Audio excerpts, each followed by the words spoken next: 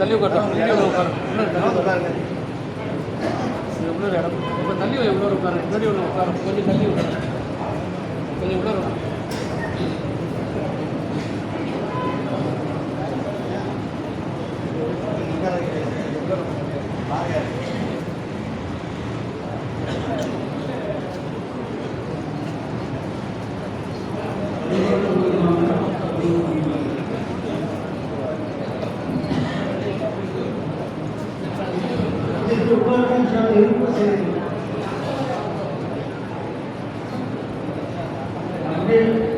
அப்படியே அமைதியாக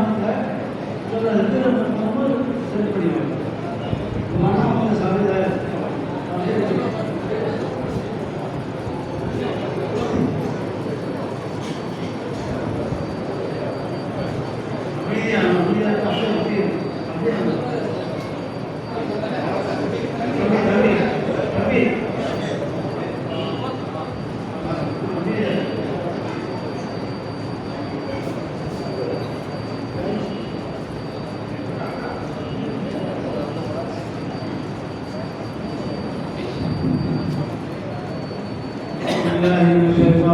بسم الله الرحمن الرحيم إن الله وملائكته يصلون على النبي يا أيها الذين آمنوا صلوا عليه وسلموا تسليما اللهم صل وسلم على نبينا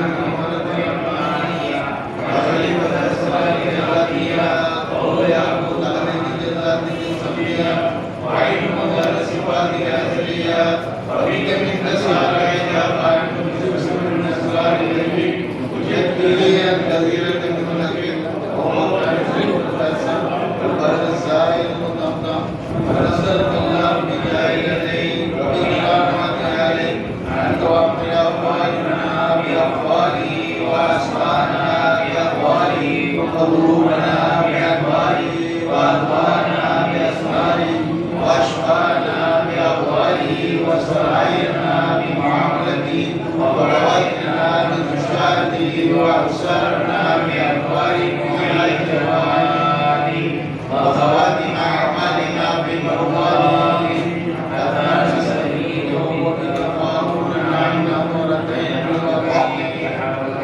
الله الذي عليه وصلى الله وسلم وسلم عليه صلاة وتسليما لقولك النبي وعلى ذكر عليه خالص لما لدي وتنفعني بسبب ما نبت الأنبياء وتنفعني بالمعاملة الأسمياء المرسل المصروف والجرد والمرمى أولياء تهدد ديانة الإسلام والمعادن والبيضة تمنى وعلى إلى بيت المنقذ ونفس بيديه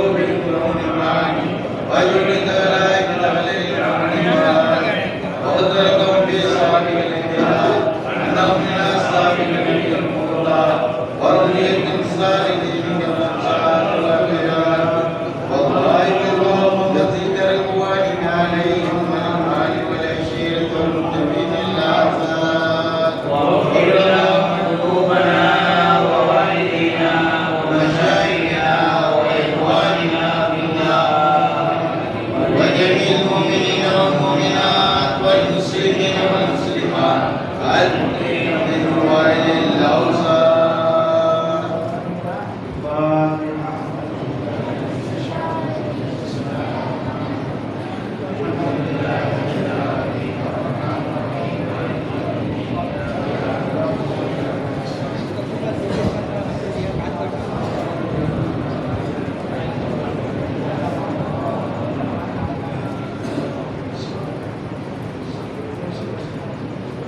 நிறைந்த கலிமாவிலே பெற்றமில்லே இவ்வாறிலே அஸ்ஸலாமு அலைக்கும் வரஹ்மத்துல்லாஹி.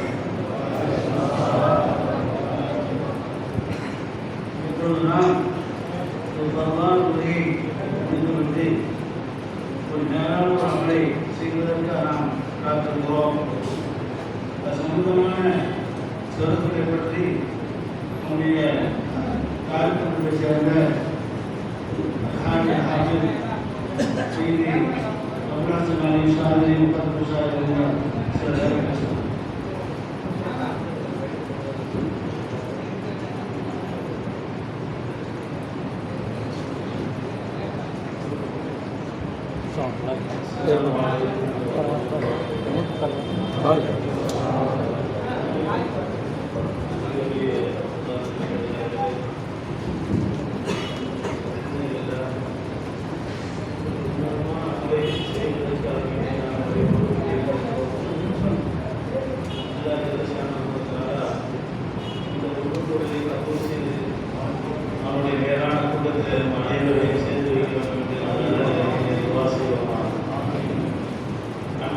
நாம் கூடியிருக்கக்கூடிய நோக்கம் அல்லாஹ்வை திக்ர் செய்வதற்காக.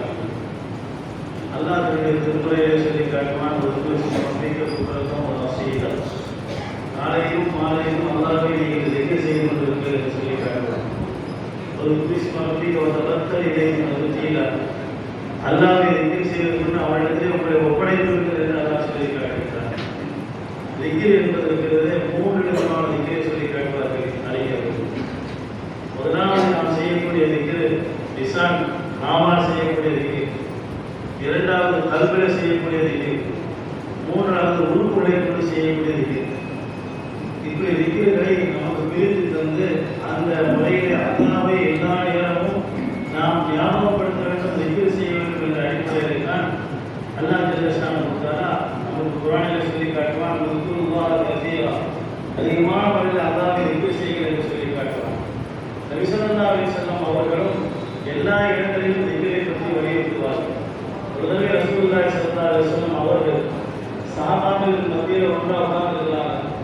சஹாபாக்கள் படியில் இருந்து கொண்டு கூடியிருக்கிற நேரத்தில் படியில் வச்சு கேட்கிறாங்க, அல்லாஹ்வுடைய தூதர் ஸல்லல்லாஹு அலைஹி வஸல்லம் அவர்களே, இந்த மக்களில் சிறந்த மக்கள் அமல்கள் செய்த சிறந்தவர்கள் யார் என்று கேட்கும்போது பள்ளியில் இருக்கக்கூடியவர்கள், அந்த பள்ளியிலே இருக்கக்கூடியவர்களிலும் அக்ஸரும் திக்ரம் இல்லா, அல்லாஹ்வை யார் அதிகமாக திக்ர் செய்வார்களோ அவர்கள் தான் சிறந்தவர்கள் என்று சொல்லி காட்டினார். அதே போல ஹஜ்ஜி செய்வதை பற்றி சொல்லும் பொழுது அங்கே யார் அதிகமான முறையில் திக்ர் செய்வார்களோ அவர்கள் தான் சிறந்தவர்கள். இப்படி எல்லா அமல்களையும் பற்றி கேட்டுக்கொண்டே வரக்கூடிய நேரத்தில் கடைசியில் ரசூலுல்லாஹி ஸல்லல்லாஹு அலைஹி வஸல்லம் அவர்கள் கேட்டால் அடியார்கள் சிறந்தவர்கள் யார் என்று கேட்கும் பொழுது ரசூலுல்லாஹி ஸல்லல்லாஹு அலைஹி வஸல்லம் சொன்னார்கள், அக்ஸரும் திக்ரம் இல்லா, அல்லாஹ்வை யார் அதிகமாக திக்ர் செய்வார்களோ அவர்கள் தான் சிறந்தவர்கள் என்பதாக ரசூலுல்லாஹி ஸல்லல்லாஹு அலைஹி வஸல்லம் சொல்லி காட்டியிருக்கிறார்கள். என்றால் அந்த திக்ர் செய்வதன் மூலமாக அல்லாஹ் நமக்கு மிகப்பெரிய ஒரு சிறப்பு தந்திருக்கிறார். திக்ர் என்பது கல்வியில் செய்யப்படுகிறது. இது கல்வி ஒரு அல்லாஹ்வுடைய வல்லமையை நம்முடைய உள்ளத்தில் இருந்து அல்லாஹ் வஸ்துக்களுடைய எல்லா விஷயத்தையும் உள்ளத்தில் எடுத்துவிட்டு அல்லாஹ்வை பக்கம் நம்ம உள்ளத்தை திரும்புவதுதான் திக்ரை கல்வி அப்படின்னு சொல்லி சொல்லுவாங்க. அடுத்து சொல்லக்கூடிய திக்ர் என்பது திக்ர லிசானி. திக்ர லிசானி என்பது இருக்கிறது, இதன் மூலமாக நம்முடைய உள்ளமும் பக்குவப்படுகின்ற உள்ளத்திற்கு வெளியே இருக்கக்கூடிய வெளி உறுப்புகளும் நமக்கு என்ன செய்யப்படுகிறது, ஆரோக்கியத்தை தரக்கூடியதாக இருக்கிறது. எனவே திக்ருடைய லிசானி என்பதை கொண்டுதான் நம்முடைய தரீகாவுடைய ஷேகுமார்கள் மக்களுடைய உள்ளங்கள் பரிசுத்தப்பட வேண்டும், உள்ளங்கள் ஆரோக்கியமாக இருக்க வேண்டும், அந்த பாவங்கள் என்பது நீக்கப்படுவதற்கு காரணமாக இருக்கக்கூடியது இந்த திக்ர் தான் இருக்குன்னு சொல்லுகிறார். மனிதனுடைய வாழ்க்கையில உள்ளம் கசரை ஏற்படுவதற்கு 2 காரணம். ஒன்று பாவம் என்பது, அல்லாஹ் ஒரு இடத்துல சொல்லி காட்டுவான், கல்லா பல்ரான் அலா குலூபிஹிம் மா கானூ யக்ஸிபூன். அவர்கள் செய்த பாவத்தின் காரணமாக உள்ளங்கள் என்ன விளைச்சிருக்குது, அழுக்குப்படுத்திருக்குதுன்னு சொல்றான். இன்னொரு இடத்துல சொல்லி காட்டுவான், யாருடைய உள்ளங்கள் அல்லாஹ்வை மறந்து விட்டதோ, திக்ர் செய்வதற்கு மறந்து விட்டதோ, இவருடைய உள்ளமும் என்ன செய்யப்பட்டிருக்கு, முத்திரை கொடுத்தபடி வதுபி அலா குலூபிஹிம் கதமல்லாஹ் அலா குலூபிஹிம் என்று சொல்லி காட்டுறான். அப்ப அல்லாஹ்வுடைய திக்ரின் மூலமாகத்தான் நம்முடைய உள்ளம் என்பது விரிவடையக்கூடியதாக இருக்கு. அப்ப திக்ர் என்பது எப்படி நாம் செய்ய வேண்டும், அதற்கு ஒரு வழிமுறைகளை நம்முடைய ஷேக்மார்கள் வழி ஏற்படுத்தி கொடுத்திருக்கிறார்கள். எல்லா தரீகாவை எடுத்துக்கொண்டாலும் சரி, எல்லா நபிமார்களுடைய வாழ்க்கையை பார்த்தாலும் சரி, எல்லா நபிமார்களும் என்ன சொன்னாங்க, லா இலாஹ இல்லல்லாஹ் என்ற கலிமா தான் முக்கியத்துவம் கொடுத்தாங்க. நபி ஸல்லல்லாஹு அலைஹி வஸல்லம் சொன்னாங்க, அஃஸல் மா குன்துன வ நபியுன மின் கப்லி லா இலாஹ இல்லல்லாஹ். நானும் எனக்கு முன்னால் உள்ள நபிமார்களும் சொன்ன கலிமாக்களிலே மிக சிறந்த ஒன்று லா இலாஹ இல்லல்லாஹ் என்று சொன்னாங்க.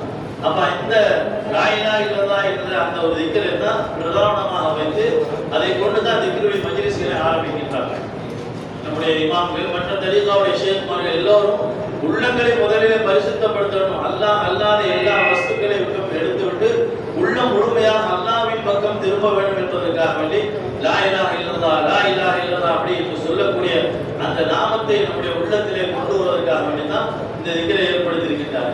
அல்லாஹ்வுடைய அந்த கலிமாவுடைய அந்த வார்த்தைகளை ஒளிந்து ஒளிந்து ஒளிந்து அல்லாஹ் ஒரு இடத்துல சொல்லி காட்டுவான், வல திக்ருல்லாஹி அக்பர்.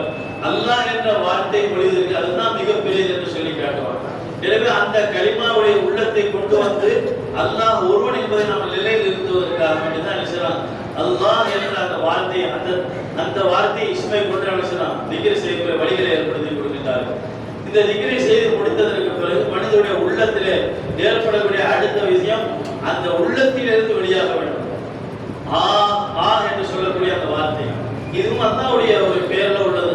ரசூல் ஸல்லல்லாஹு அலைஹி வஸல்லம் அவருடைய காலத்துல ஒரு மனிதர் நோய்வாய்ப்பட்டு கிடக்கிற மரண தருவாயில இருக்கிற சஹாபாக்கள் போறாங்க. போற இடத்துல என்ன செய்றாங்க, நபியோட சேர்ந்து போறாங்க. போகக்கூடிய நேரத்தில் அந்த மனிதர் முடங்கிக்கிட்டே இருக்காங்க, ஆ ஆ முடங்கிக்கிட்டு இருக்காங்க. அப்ப அந்த மனிதர் முடங்குறதை பார்த்து சொன்னாங்க, ரசூலுல்லாஹ் வந்திருக்கிறாங்க, அமைதியா இருக்க அப்படின்னு சொல்லி சொல்றாங்க. அதான் ரசூல் ஸல்லல்லாஹு அலைஹி வஸல்லம் சொன்னார்கள், தஊஹு யஇன்னு ஃபஇன்னஹு இஸ்மு மின் அஸ்மாஇல்லாஹ். அவர் அப்படியே முடங்குற ஆஹா என்று சொல்ல வார்த்தையை கொண்டே விட்டு விடுங்க. அவர் எந்த அளவுக்கு அந்த வார்த்தையை சொல்வாரோ அது அவருக்கு பிரயோஜனத்தை அளிக்கக்கூடியதாக. ஃபஇன்னஹு இஸ்மு மின் அஸ்மாஇல்லாஹ், இது அல்லாஹ்வுடைய திருநாமத்தில் உள்ளதாக இருக்கிறது என்பதை நபி ஸல்லல்லாஹு அலைஹி வஸல்லம் அவர்கள் சுட்டி காட்டியிருக்கக்கூடிய அந்த செய்திகளை நாம் பார்க்கிறோம். எனவே நம்முடைய தரீகாவுல ஷேக்மார்கள் நமக்கு அந்த ஒரு திக்ரையும் நமக்கு ஏற்படுத்தி தந்திருக்கின்றார்கள். சொல்லிக் கொடுக்கக்கூடிய கலிஃபாக்களோ தத்தம்களோ யார் முன்னால் நின்று வழி நடத்துகின்றார்களோ அவர்கள் எப்படி வழி நடத்துகின்றார்களோ அதன் பிரகாரம் நாம் செய்ய வேண்டும். நாம் ஒருவருக்கு ஒருவர் கைகளை கோர்த்துக் கொண்டு இதன் மூலமாக உள்ளங்கள் வேறுபடுவதை விட்டும் அல்லாஹ் உள்ளங்களை ஒன்று சேர்க்கின்றார். நாம் கரங்களை கோர்ப்பதன் மூலமாக நம்முடைய உள்ளங்கள் ஒன்று சேர்க்கப்படுகின்றது.